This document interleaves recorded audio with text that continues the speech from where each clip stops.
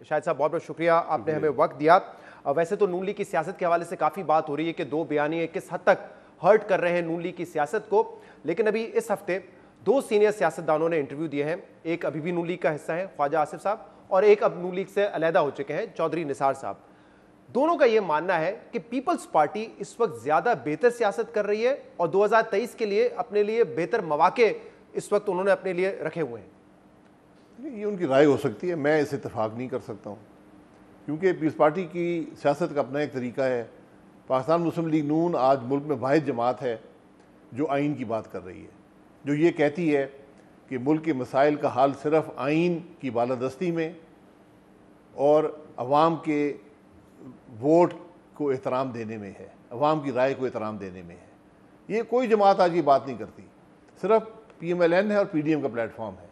बाकी तमाम जमातें वही जो पुराना निज़ाम है कि डील कर लो, सौदा कर लो और इक़्तिदार में आने की कोशिश करो, तो वो उनका तरीका है। हमें कम से कम हम ये समझते हैं कि उससे मुल्क के मसाइल ना हल हुए हैं ना होंगे। और इसमें आप पीपल्स पार्टी को भी शामिल कर रहे हैं कि वो भी इसी किस्म की सियासत करें कि डील कर लो और इक़्तिदार में आ जाओ? देखिए, मैं किसी पर इल्ज़ाम नहीं लगाता, लेकिन आइन की बात क्यों नहीं करते, वोट की चोरी की बात क्यों नहीं करते, मुल्क के मसाइल के हल की बात क्यों नहीं करते? अगर आप ये कहें कि 7 मेंबर की जमात पंजाब में अदम एतमाद कर लेगी, इसका क्या मतलब है? अदम एतमाद बड़ी वाज़ेह बात है, पाकिस्तान में इस्टेब्लिशमेंट की मदद के बगैर मुमकिन नहीं है, क्योंकि हमारा मुल्क आइन के मुताबिक नहीं चलता। तो जो आदमी इस मुल्क में अदम एतमाद की बात करता है, मेरी नज़र में वो सौदे की बात करता है। यानी कि पीपल्स पार्टी अगर कन्विंस्ड है कि अदम एतमाद में आप लोग कामयाब हो सकते हैं तो वो सौदा करके ही हो सकते हैं, वैसे नहीं हो सकते। जी, अगर वो ये समझते हैं कि अदम एतमाद है तो अदम एतमाद सौदे के बगैर मुमकिन नहीं है। सही, लेकिन यहाँ तो ख्वाजा आसिफ साहब ने उस इंटरव्यू में कहा कि 2023 में हो सकता है कि पीपल्स पार्टी का कुछ शेर निकल आए। चौधरी निसार साहब ये कह रहे हैं कि पीपल्स पार्टी बेहतर सियासत कर रही है, तो कोई तो वजह होगी। और आपको नहीं लगता कि रिकंसिडर करने की जरूरत है जिस किस्म की सियासत आप कर रहे हैं? जमात को अपनी सियासत को देखना चाहिए, लेकिन कुछ असूल भी होने चाहिए सियासत में। हर कीमत पर इक़्तिदार का असूल कोई सियासत नहीं है, वो मुल्क के लिए ख़राबी का बायस है। आप एक इलेक्शन और हार जाएंगे, फिर क्या क़यामत आ जाएगी? आप असूलों पर रहेंगे तो ये वोटर भी आपके साथ रहेगा और पाकिस्तान का भी फ़ायदा उसी काम में है। अगर पाकिस्तान में सियासतदान सौदे करके इक़्तिदार में आते रहे तो पाकिस्तान आगे नहीं चलेगा। सौदा ना करें, लेकिन प्रैक्टिकल पॉलिटिक्स तो करनी पड़ेगी, तभी इक़्तिदार में आएंगे ना, और तभी मुल्क के मसाइल जो है वो हल करने के आप पोजीशन में होंगे। प्रैक्टिकल पॉलिटिक्स और सौदे को कहते हैं तो मैं माजरत चाहता हूँ। प्रैक्टिकल पॉलिटिक्स अगर आप लोगों ने की होती तो आपके वो अंदाजे तो गलत साबित ना होते जो कि हुए हैं। मिसाल के तौर पे ख्वाजा आसिफ साहब जब ये PDM बन रही थी उस वक्त उन्होंने कहा था आसिफ अली जरदारी पे ज़्यादा ट्रस्ट नहीं किया जा सकता, जो हमारा माजी रहा है। तो आज वो सही साबित हुए हैं, आपकी जमात गलत साबित हुई है, ऐसा ही है ना?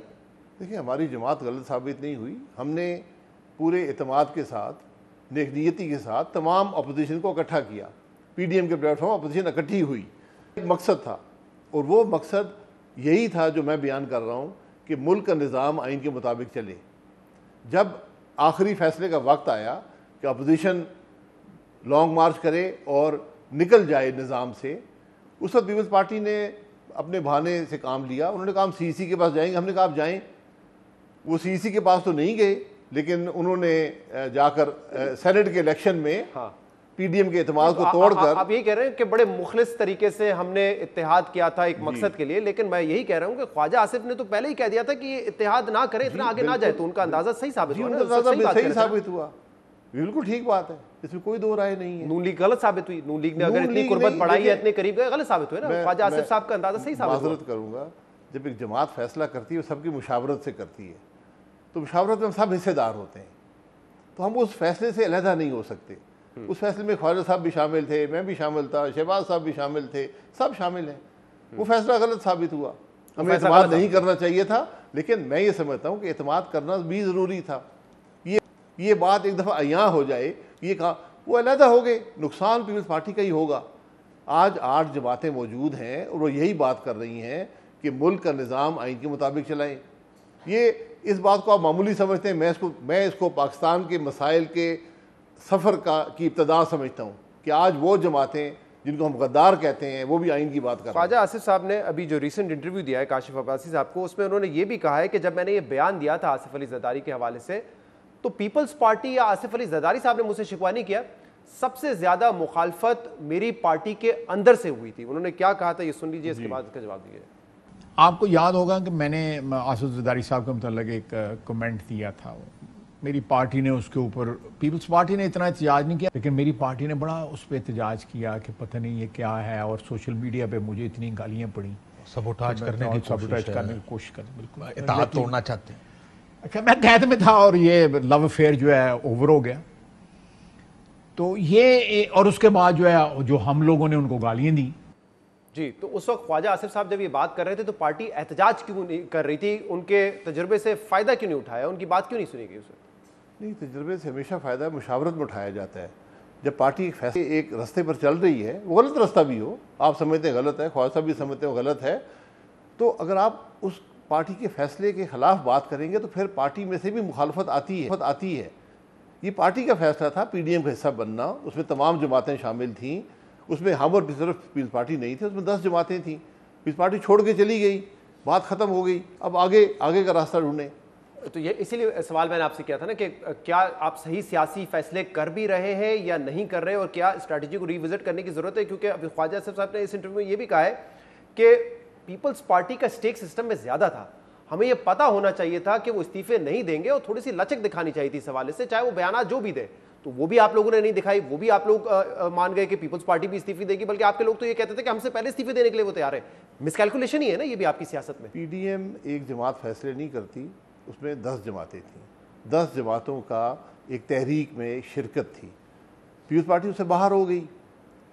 पीपल्स पार्टी को आप आज बुरा कहें, कल बुरा कहें, उन्होंने अपना फैसला किया है, वो उस तहरीक से बाहर निकल गए। इसमें 100 किस्म की राय होती है एक जमात के अंदर, तो एक दफ़ा जब जमात फैसला कर ले तो आप ये नहीं कह सकते कि मैंने ये कहा था या मैंने ये नहीं कहा था। मिसकैलकुलेशन तो है ना, ये तो आप एतराफ करेंगे ना कि अगर आप ये समझते हैं कि पीपल्स पार्टी इस्तीफा दे देगी, जब सब सवाल करते थे सिंध हुकूमत है उनकी, अगर आपकी पंजाब में हुकूमत होती आप भी सैक्रिफाइस नहीं करते वो हुकूमत, पीपल्स पार्टी से क्यों तवक्कुल लगा के बैठे हुए? हमने अकोमोडेट किया, हमने सूबाई हुकूमतों से इस्तीफा नहीं दिया, हमने सेनेट से इस्तीफा नहीं दिया, सिर्फ कौमी असम्बली का इस्तीफा था, और उसमें कोई बात नहीं थी। अगर वो इस्तीफ़ा नहीं देना चाहते थे वो आकर बताते थे हम इस्तीफ़ा नहीं देंगे, हमारी CEC ने मना कर दिया। पीपल्स पार्टी ने तो एतमाद तोड़ा, हुकूमत के सेनेटर उठाए, अपने साथ मिलाए और लीडर ऑफ द अपोजिशन की कुर्सी हासिल कर ली सेनेट में। इस बात पर उन्होंने, जब हमने उनसे पूछा कि जनाब ये आपने क्या किया है, उन्होंने PDM छोड़ दिया। उन्होंने बहाना बनाया, नहीं बनाया ये वक्त ही बताएगा। आप लोगों ने शो कॉज नोटिस दिया जिसके जवाब में उन्होंने कहा कि हम अलहदा होते। हमने शो कॉज दी कि हम सिर्फ पूछा कि जनाब ये फैसला हुआ था, आपने PDM का जो बुनियादी नुकता था कि हम सौदे नहीं करेंगे कुर्सियों के लिए, आपने हफ्ते से मिलकर एक सौदा कर लिया, PDM के एतमाद को तोड़ दिया, इसकी ज़रा वजूहात बता दें क्या हैं। उन्होंने कागज़ फाड़ा और उन्होंने छोड़ अलहदा हो गई, उनका फैसला था, बात खत्म हो गई। तो पीपल्स पार्टी के ये अमल आप समझते हैं कि ऐसा था कि जिसके बाद आप लोगों ने उनके लिए वापसी के दरवाजे बंद कर दिए? नहीं, हमने बंद नहीं किए, हमने कहा एतमाद बहाल करें। मौलाना साहब ने 2 दफ़ा नेशनल प्रेस कॉन्फ्रेंस में कहा कि आप एतमाद बहाल कर दें PDM का और शामिल हो जाएं। हम तो चाहते हैं कि सब अपोजिशन इसमें शामिल मुझे फिर ख्वाजा आसिफ साहब का एक क्लिप आपको सुनाना पड़ेगा, क्योंकि वो कह रहे हैं कि पीपल्स पार्टी और ANP को दोबारा शामिल करना चाहिए। वो कह रहे हैं कि मुझे दे टास्क, मैं ये करने के लिए तैयार हूं, और ये ना करना गैर सियासी रवैया है। सुनिए जी। इनको वापस लाना चाहिए, पीपल्स पार्टी और ANP को वापस लाना चाहिए। उनकी जो कंसिडरेशंस हैं या जो भी उनकी मजबूरियां हैं उसके लिए मार्जिन रख लें, लेकिन दरवाजे तो ना बंद करें। ये गैर सियासी एटीट्यूड है। मुझे कहे मैं असमंदियार वली के पास कल चला जाता हूँ, मुझे कहे मैं आसिफ जरदारी के पास चला जाता हूँ, लेकिन आप या जफियां मार लेंदे तो या जड़ा है उन्होंने गाल करनी शुरू कर, यह काम नहीं होना चाहिए। गैर सियासी एटीट्यूड है बंद करना ANP और पीपल्स पार्टी पर। जी, ये आप तो सेक्रेटरी जनरल हैं PDM के। माजरत से कहूँगा, PDM का सेक्रेटरी जनरल भी हूँ, इस पार्टी का सीनियर नायब सदर भी हूँ। अगर कल ये फैसला था कि पीपल्स पार्टी धोखा देगी, तो हम पीपल्स पार्टी से दूसरी दफ़ा धोखा खाना चाहते, दूसरी दफ़ा डसे जाना चाहते। ये मंतक मेरी समझ में नहीं है। बहरहाल उनकी ख्वाजा साहब की राय है, मैं उस राय का एहतराम करता हूँ। ये बात अपनी जगह, उनको अपनी राय का उन्होंने इजहार कर दिया है, बात खत्म हो गई। सही वो, लेकिन एक लव अफेयर तो आपने शुरू किया, तो कह रहे हैं कि अब शुरू कर लिया है तो थोड़ी सी गुंजाइश दें उनको और शामिल कर लें दोबारा। वो लव अफेयर कुछ खत्म हो गया मेरे ख्याल में, उसको फिर शुरू करने में इत्मीनान बहाल करना पड़ेगा। आप इस बात से इत्तेफाक नहीं करते कि ये गैर सियासी रवैया है, उनके लिए अगर दरवाजे बंद कर दिए हो, ये मुतालबे किए कि पहले आप माफी मांगे या एक्सप्लेनेशन दें, उसके बाद बात आगे बढ़ेगी? दरवाजे हमने बंद नहीं किए, दरवाजे उन्होंने खुद बंद किए, उन्होंने इत्मीनान तोड़ा है। एक बड़ा फ़र्क होता है, अगर मैं आपका इत्मीनान तोड़ूं तो फिर मैं ये तवक्को करूं कि दूसरा आदमी आपसे माफ़ी मांगेगा आपके, ये मुमकिन नहीं होता। इत्मीनान को बहाल करना अब उनका काम है, जब बहाल करेंगे शामिल हो जाएं। ये तो एक तहरीक है, जो उसमें शामिल होगा इसको मज़ीद तक़वियत मिलेगी। शायद साहब, कल चौधरी निसार साहब ने भी इंटरव्यू दिया, 30-33 साल तक वो रहे हैं आपकी जमात के साथ, लेकिन फिर भी वो समझते हैं कि आज पीपल्स पार्टी और पीटीआई नून लीग से बेहतर सियासत कर रही है। तो जो पुराने लोग हैं आपके साथ रहे, उनकी भी यही राय है। तो कहीं ना कहीं आपको नहीं लगता कि पीएमएलएन की जो सियासत है उसकी सिमत गलत है और दुरुस्त करने की जरूरत है? देखिए, मैं हर शख्स की राय का एहतराम करता हूँ, जो राय देते हैं हर शख्स की अपनी राय होती है, लेकिन मैं इस बात से इत्तफाक नहीं कर सकता कि हम असूलों पर सौदा कर लेके, आइन का तोड़ना कबूल करके, इलेक्शन की चोरी कबूल करके हम सियासत करें। ये मेरी राय है, मेरी जमात भी आज यही सोच रही है। आपकी जमात में सब लोग ये नहीं सोच रहे?